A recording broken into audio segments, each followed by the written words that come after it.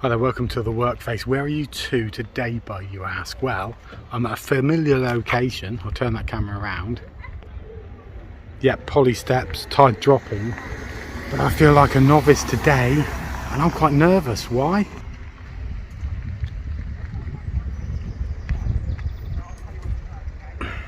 This is why, new paddleboard folks. And I'm nervous, is it going to outperform the inflatable, the Curok? Is it going to be as stable? Is it going to glide? Is it going to be as fast? Whew.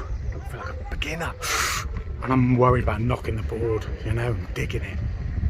Anyway, let's get into the water and I'll tell you what it's like later. Is it going to win on stability, glide, the experience? It's 12'6", 31 inches wide, so it's an inch narrower than the Curok, but it's over a foot longer, and on the water line it's even more than that. I'll tell you about that later. Let's get down and get out there. Well, as you can perhaps see, it's a more pointy board than the old one. It's got a built-in strap there and a carrier thing for my paddle, and there's the front end of that board. So let's get the leash on, let's get out and do this. So here we are folks, out in the estuary. I've gone a reasonable distance into a really strong tide. As you can see, it's a beautiful day. There's a strong wind blowing behind me, the tide's pushing out, so there's a bit of chop under the bridge. This thing cut right through it, and I've got to say, I'm loving it so far. I'm loving it. Now this might seem strange. Now all I want to do is make the board get really old. And you're thinking, what on earth? And it's like when you get a new surfboard, you ding it once and you fume. You ding it again and you fume, but not quite as much. And so it goes on until eventually you just settle with it. And that's kind of what I'm going to want to be doing with this. You know, I eventually just want to settle with it and familiarise myself with it. Let me just show you that nose again, because it's really hypnotic watching it when I'm paddling.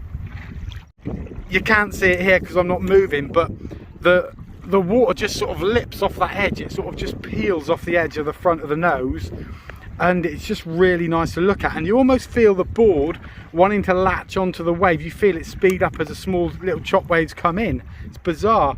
It's a different feeling to being on an ice up. And the other thing as well is you don't feel a single bump. Now with my Curok, I don't feel many bumps. With my Intradia 2 bare feet, I feel a few more. And with my Inviato, which is obviously the nicest sounding board ever, yeah, that's not very good in bumps, but it's good on flat. This thing looks to me like it can handle it all. It can handle it all. And as you can see, I'm nicely up out of the water. There's a great drainage deck on the back, which you can probably see there. That's got a little bit of water in, but basically the water will channel off that.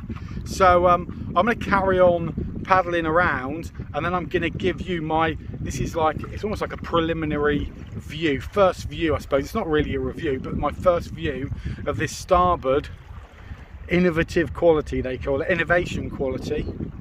And it's a touring on the what is this? This is the Lite Tech variety, and I'll give you all of my thoughts, because there's a few things which they could do better. Well, already? Yeah, you'll suss out what I mean. Let's get around and have a look and get back, and I'll tell you all about it. But this is wonderful. And something else, I'm just sat here and the wind is not impacting this board as much as an ice up. Anyway, on we go. Back on dry land. What was it like? Let me tell you all about it. Absolutely wonderful, to be frank. Absolutely wonderful. The nose, like I say, just peels that water either side of it. Stability is not even an issue. This is a narrower board, but probably because of this recessed deck that you can see in the sunlight there, that's sitting me quite low to the water, so I'm perhaps only an inch above the water, whereas on my 6-inch thick inflatable stand-up paddleboard I'd probably be maybe 4 to 5 inches above the water, so I'm lower. I didn't think about stability once, other than one touch when I was going across side chop, and I thought, wow, this didn't even affect me in the slightest. So what are the things which they could improve here? Well, you probably noticed they've just got a few bungees there, which I'd like a few more, to be honest. There's no GoPro mount anywhere on here, so I'm going to have to be creative in terms of how I'm going to fix a GoPro onto this. So that's a bit of a shame. Again, there's no mounts at the back, and I know that if they did that, they would probably say, well, you don't want that, that's where the water channels through. But I would have thought these guys could have thought of something just to raise the corners slightly so you can put stuff in there. That's about it, really. There's nothing else wrong with, that isn't wrong with the board. Oh, and look at this palm leash as well. My mate Rich suggested those and got one, and I sort of had to have one. They're really good because you can clip them off using that quick clip there. Really clever. So if I had to grade this, what would I give it? Value?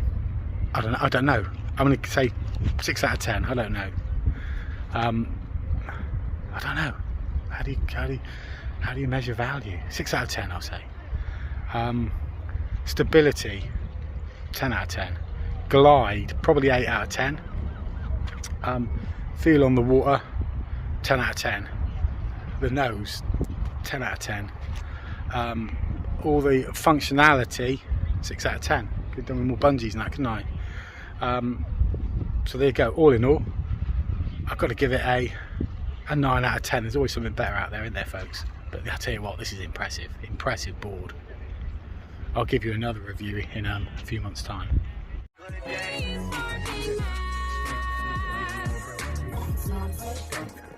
couldn't have said it better myself.